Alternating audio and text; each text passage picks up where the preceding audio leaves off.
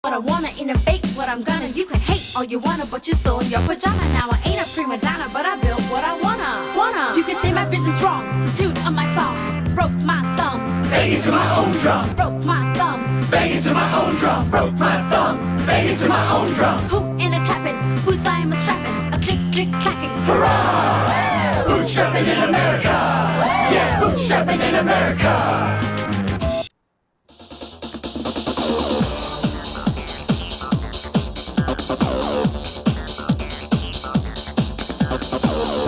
Molex is one of the largest connector companies in a $48 billion global marketplace.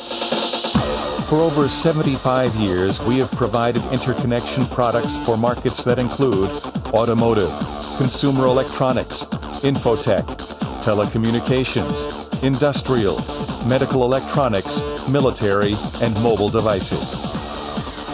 Our connectors are in applications that range from airbag systems to video screens, laptops to cameras, network servers, robotics, satellites, and thousands of other devices and equipment.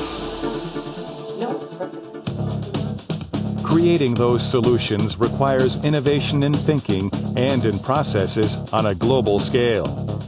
Molex has 45 manufacturing facilities in 17 countries, more than 36,000 people, and design centers all over the world, focusing on the latest technologies to provide innovative solutions to customers' interconnection needs.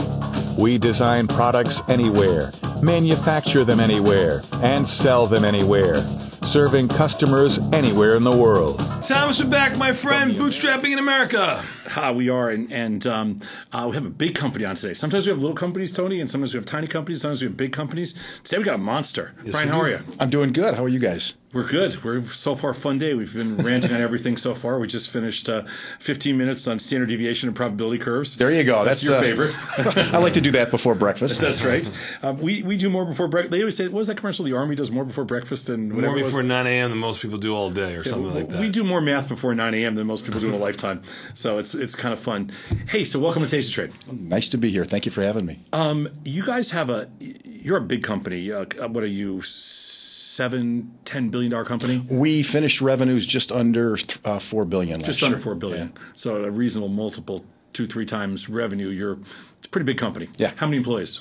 We've got over 36,000 on a global basis. Yeah, pretty big company. Pretty big company.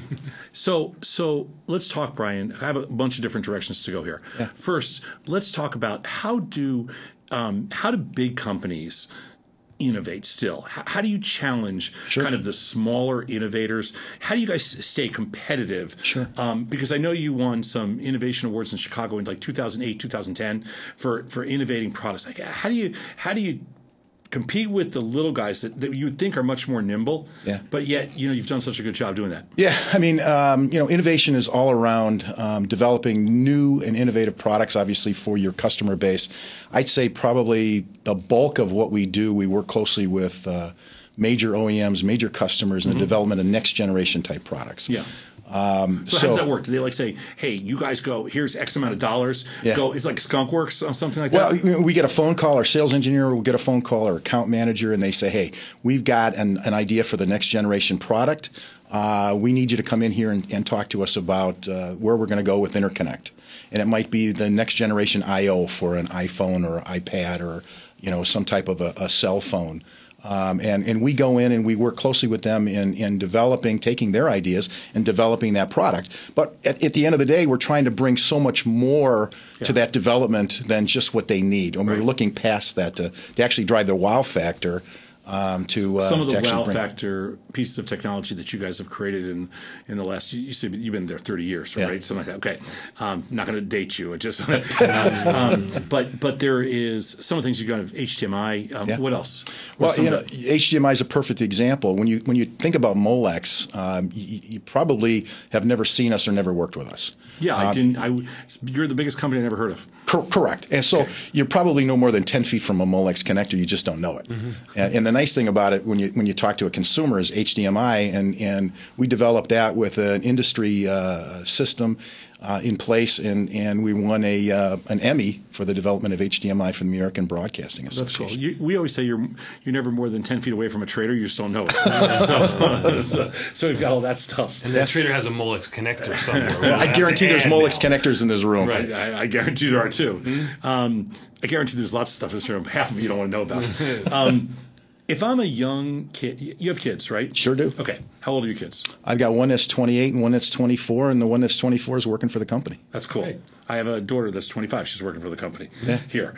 And so how do you get the next gen of like really smart kids to say, I'm not going to work for this XYZ startup, or I'm not going to go to work for Google. I'm going to go work for Molex, and their friends look, who the hell is Molex? Yeah. That's a great question. How do you do that? We go out into some of the great engineering schools here in the Midwest.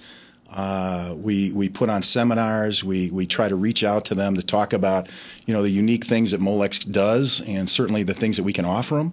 And we try to bring those people in a summer internship, first of all, as they go through college the last 2 years. We bring them in for a couple of years, kind of give them a flavor of what the development of interconnects, is about.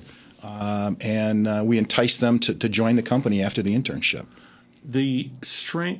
Recently there's been a ton of activity in the Midwest, both there was a venture summit last week. There was Ideas Week in Chicago. Sure. There's a huge push in the Midwest right now to be recognized as kind of, and rightfully so, as a center for innovation, as a center for creativity, as a center for finance, meaning there should be a lot more dollars committed to the Midwest. Yeah. Are you seeing?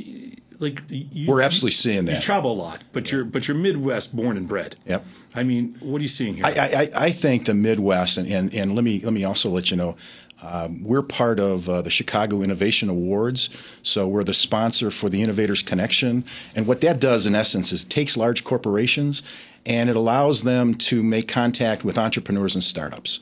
So we start to gain a sense of what's going on in the Chicagoland area. When you think about innovation and startups and innovators, you think about the coasts. And what I'm a huge proponent of is there's a tremendous amount of innovation and development with entrepreneurs and startups here in the Chicagoland area. So Chicago Innovation Awards does a great job of it. The state of Illinois is now starting to get involved. They've got the ISTC, the Illinois Science Technology Coalition. Yeah.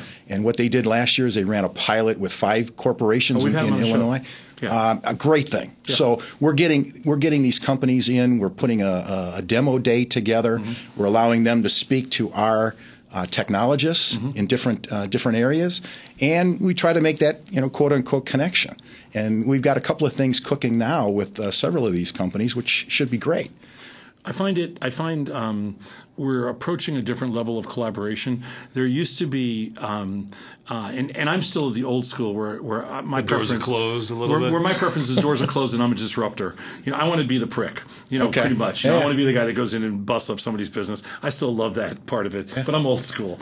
We're seeing now a whole different level of collaboration between large companies and small companies that go in with various types of partnerships. And I think Daly started it. Rahm Emanuel's continued on that path of really making that. And you can see it for everything from the 1871s of the world all the way down to all these different incubators. And then all these deals are being put together where you're seeing like a large corporation like Molex actually doing like either a joint venture or a some kind of a partnership deal where your partner is not somebody that would traditionally be your partner. Correct. Like not traditionally a Microsoft or I don't know who your Cisco, whatever your Motorola, right?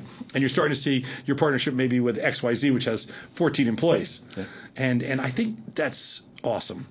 I think it's the wave of the future. I think if you think about the ways companies grow.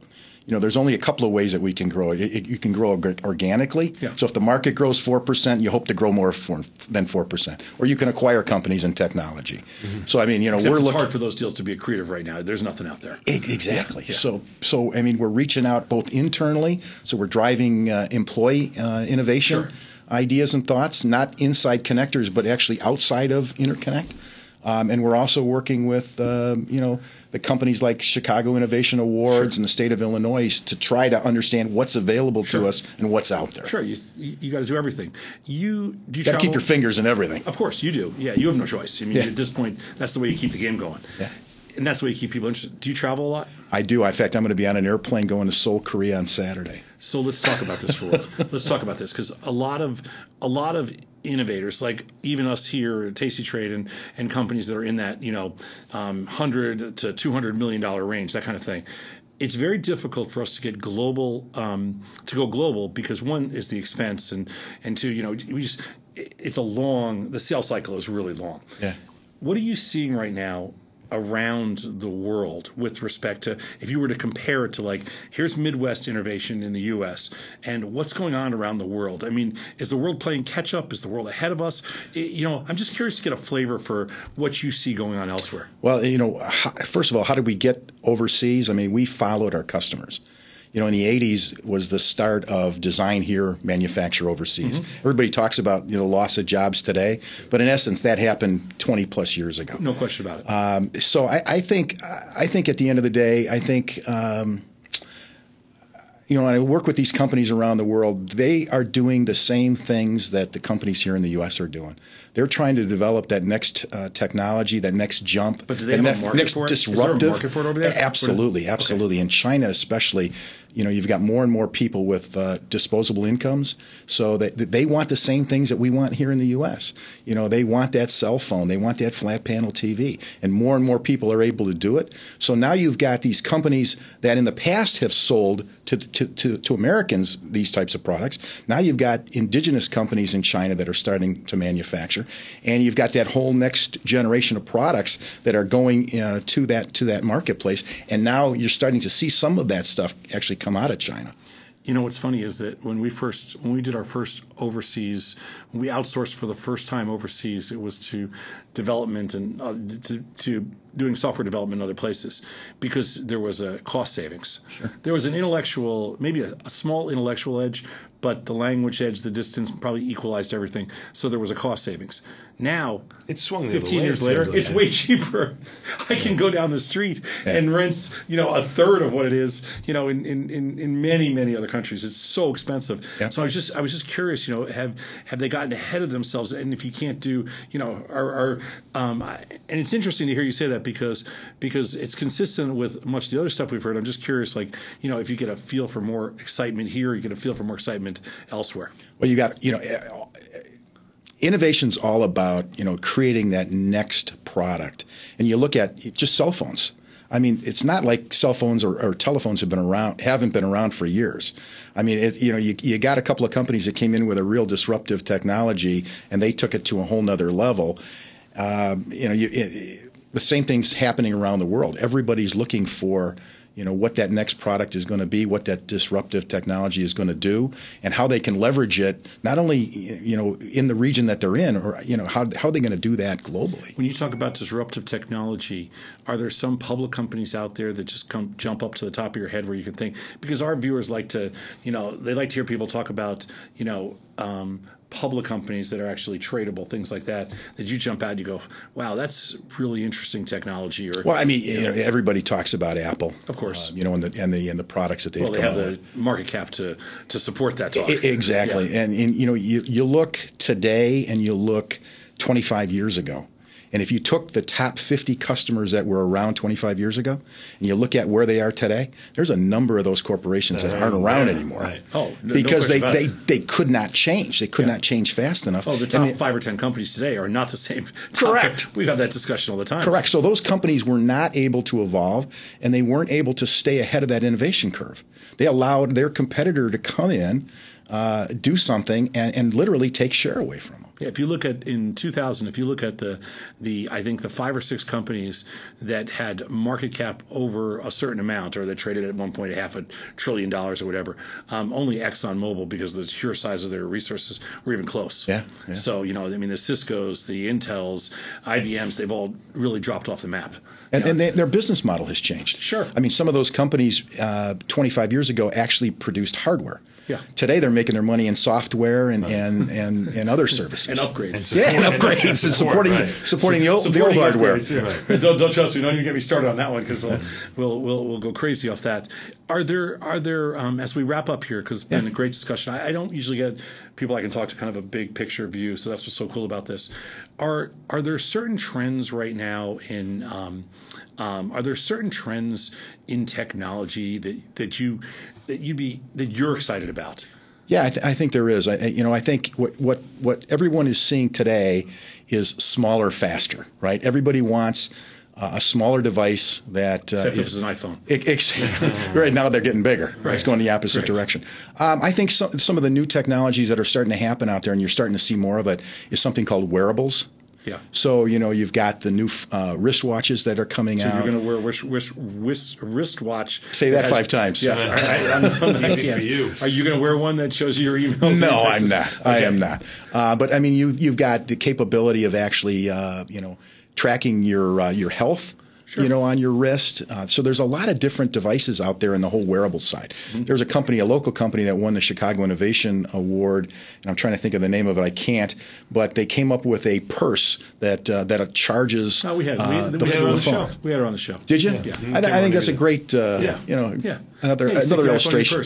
Yeah. Mm-hmm. So I mean, in every industry that I see today that we work with today, there are companies that are driving the whole innovation piece, and they're looking to, obviously to bring out that next generation product that's going to allow them to leapfrog.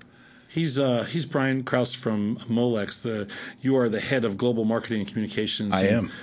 It was very nice to have you as a guest. I want to say it was great. I appreciate you guys having me. I asked you a lot of really tough questions and even questions outside of your space, and you were very generous and great answers. Thank you. Thank you. Thank you, Brian, for your time. We're going to take about a 3-minute break. We're going to come back. We got Good Trade, Bad Trade next. You listen to Taste Trade Live.